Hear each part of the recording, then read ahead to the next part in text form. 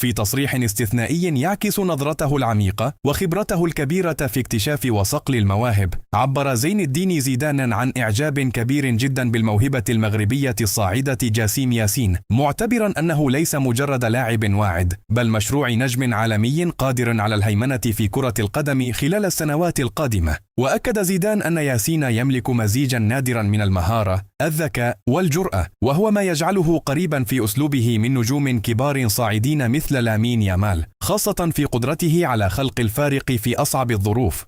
وأوضح زيدان أن ما يثير الإعجاب في ياسين هو نضجه المبكر، حيث يلعب بثقة كبيرة وكأنه لاعب مخضرم، ويتخذ قرارات سريعة ودقيقة تحت الضغط، إضافة إلى تحكمه العالي في الكرة ورؤيته الواسعة للملعب.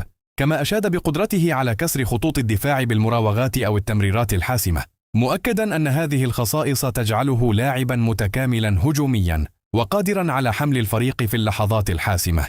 وأضاف أن شخصية اللاعب تعد من أبرز نقاط قوته، حيث يجمع بين الطموح الكبير والانضباط دون أن يفقد تواضعه أو رغبته في التعلم، وهو ما يعتبره زيدان مفتاح النجاح الحقيقي لأي لاعب يريد الوصول إلى القمة. كما شدد على ضرورة التعامل مع هذه الموهبة بحذر وتوفير بيئة مناسبة تحميه من الضغوط الإعلامية وتمنحه الوقت الكافي للتطور بشكل طبيعي.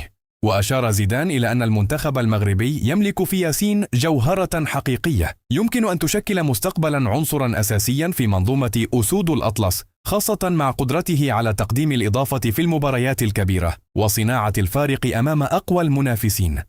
ولم يخفي ثقته في أن اللاعب قادر على الوصول إلى أعلى المستويات، بل وحتى المنافسة على الجوائز الفردية الكبرى إذا واصل العمل بنفس الجدية والتركيز. وختم زيدان حديثه بتأكيد قوي، مفاده أن جاسيم ياسين ليس مجرد اسم عابر في عالم الكرة، بل موهبة استثنائية تحمل كل المؤهلات لتكتب تاريخا كبيرا، سواء مع ناديه أو مع المنتخب المغربي، ليكون أحد الوجوه البارزة في كرة القدم العالمية خلال العقد القادم.